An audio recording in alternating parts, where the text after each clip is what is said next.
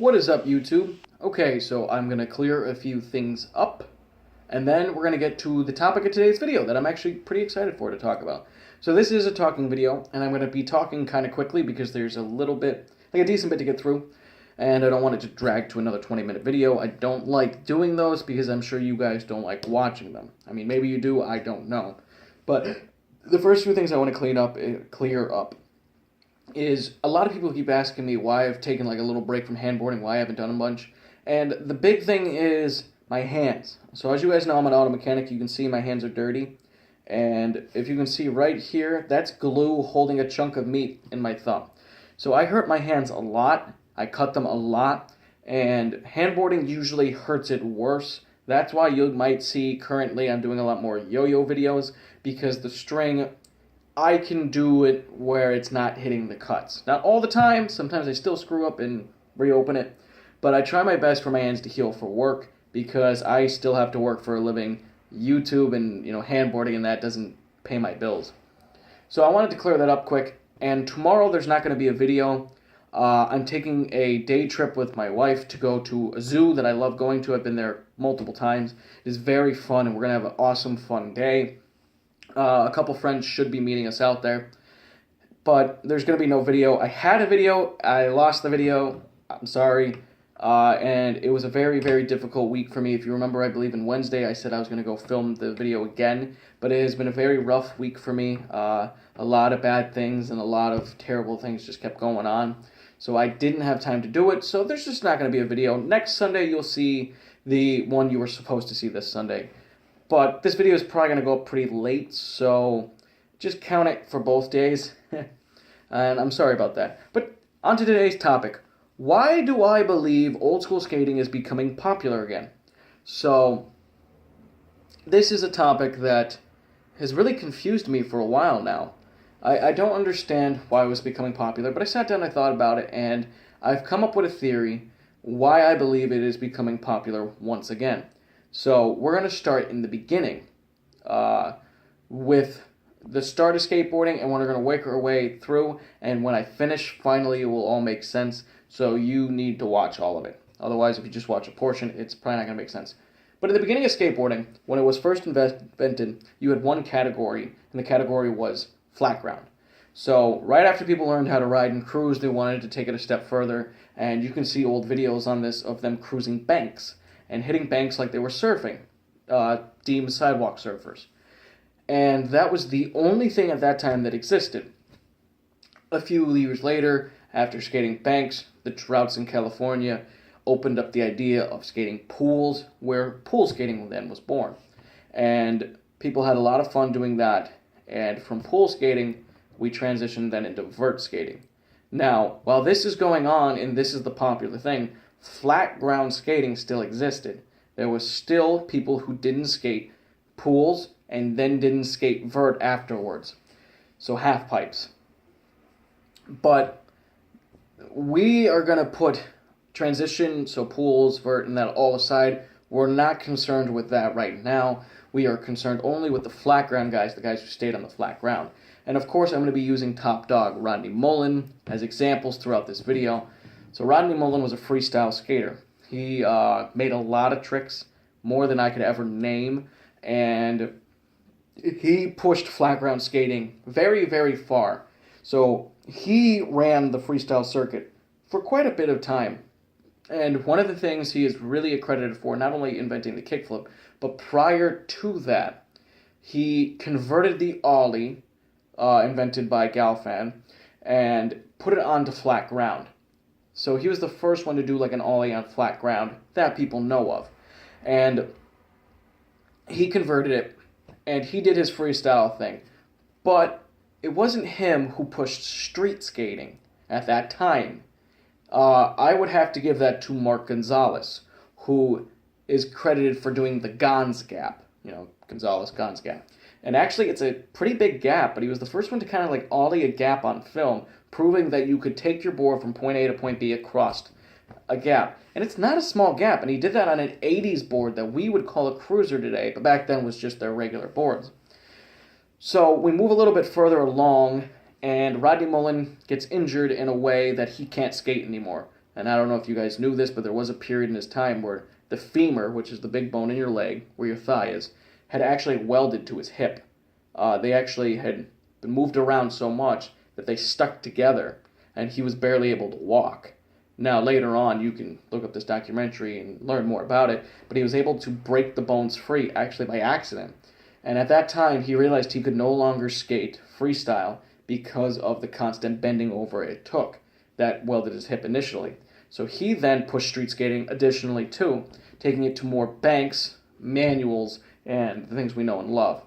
So in the 80s, Gonz inspired a lot of people, and he did a lot of freestyle. Well, I mean, a lot of old school within his street parts. So it wasn't weird to see him boneless down something.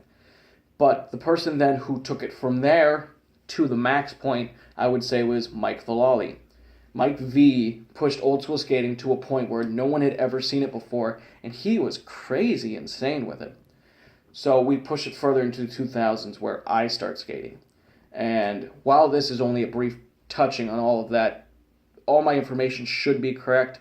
It's just not in depth because I'm talking fast. But when I started skating, Mike V was still very famous. He was still very popular. And all the skaters that I watched, it turns out they're about the same age as me, so Mike Mo, Sean Malto. But the big thing was, skate content wasn't being produced how it was today. I used to wake up every morning 30 minutes before I had to get my bus for school, and I'd get my breakfast and that, and I'd sit at my computer, my parents' computer, and I'd watch in that 30 minutes every video the Barracks had put out that day and the day before, and all the YouTube skate videos. And I was able to watch all of them in under 30 minutes. That's how much content was being put out daily. So you had to wait for your skate content. So when I'd get home from school, and I had nothing to watch then, I would go on the Barracks and I'd brush up on the 1 or 2 videos that was posted when I was in school. But after that, I had nothing. So I would go back and I'd watch old skate movies, and I educate myself in that way. So my favorite movie ever, if you were ever curious, is Fully Flared by Lakai. That is my absolute favorite one ever. Pretty Sweet by Girl was a very close second because the skating's way better. I just like Fully Flared better. But that's what we did. There wasn't skate content, so there was at that time only 5 skate YouTubers in existence. You had Josh Katz, which was number 1, NKA number 2, Aaron Cairo number 3, Andy Schrock, and Baskwith at the same time kind of came into the scene. And I remember when they came. So they started producing content, which inspired thousands of people, including myself, who makes skate YouTube videos. And the reason why I believe old school is now becoming popular again is because when I started skating, we watched a lot of the 80s footage still, even in the mid-2000s. And we loved it. It was fantastic. It was nostalgic. It was amazing, and it gave you this view. But now, today, someone who is 15, 14 years old, so much footage is put out every single day, they never take the time to go back and watch the old stuff. So the reason why I'm talking about this now is because when I go to a new skate park, or when I'm even at a skate park, I'll watch someone tray flip the 10 stair, at the local park or something, and my mind melts. I'm like, oh my god, that was amazing. And I'll cheer and I'll clap, slap my board. Then I'll go and do a street plan off a wall, which is a very simplistic trick, no risk. And that guy will be screaming his head off, way more than I was for the tray flip. And everyone is curious on the tricks I do, because my body doesn't really allow for stair sets and drops and things like that. So it's crazy. So when I was in New York with Zyler, this is another example. We were talking about skating. We had our boards to cruise around New York. And he said the newest trick he was really into was nollie flips. And he did this pretty perfect nollie flip, which Zy, you need to work on your pop, man. You need to take the time, go back and learn the ollie and pop it. You can do hundreds of more tricks than me flipping your board, but you gotta work on the pop, man. And basically, he was able to flip his board in many different ways. And I told him, because I skated a bigger board and because of just the way I skate, it's very difficult for me to flip my board. So I showed him 2 or 3 of the tricks I do. So the merry-go-round, the flamingo, Mike V big spin. and his jaw like hit the floor. Like, he was so amazed at what I was doing, even though the tricks are a lot more simplistic. So the reason why, in truth, I believe old school skateboarding is becoming popular again is because you guys haven't seen it. So to you, it's new. Even though all like I'm doing is taking old tricks and converting them a hair. So I'll take an old trick and add an extra spin into it, or add an extra flip into it, or stuff like that. So I always edge people to go out and learn some old school skateboarding, but don't learn just the boneless to learn the boneless. Learn the boneless to learn the boneless flip. Learn the boneless to learn the boneless frontside flip. And I tell people that all the time. So I'm going to finish with one last example, and I'll let you guys go. So my favorite Battle at the Barracks round would be Battle at the Barracks 3, Round 2, Mike Vallely versus Chris Cole.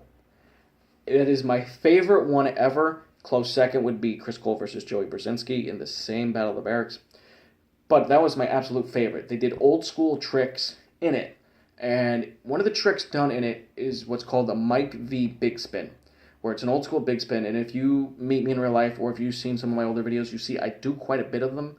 And the reason why is because when I showed a friend of mine, Corey, who was in videos too in the past, he decided he wanted to learn the Mike V Big Spin. And he did. He learned the one we seen. And when we play skate, he would get me a letter on it. So later on, I learned the Mike V Big Spin. So he decided to add an extra shove into it, so a bigger spin.